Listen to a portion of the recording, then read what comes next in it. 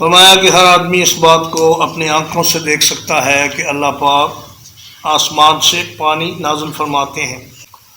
آسمان سے بارش ہوتی ہے، پھر وہ زمین میں جذب ہو جاتی ہے، پھر وہ پانی چشموں اور ندی نالوں کی صورت میں بہہ نکلتا ہے،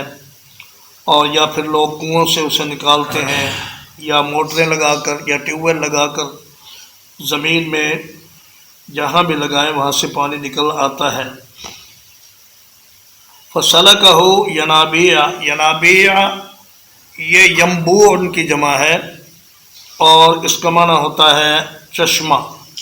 یا ندی نالے کو بھی ینبوع کہتے ہیں، کہ جو برساتی نالے زمین میں چلتے ہیں یا پہاڑوں میں چلتے ہیں ان کو بھی ینابیع کہا جاتا ہے، اور جو زمین سے چشمے جاری ہوتے ہیں ان کو بھی ینابیع کہتے ہیں۔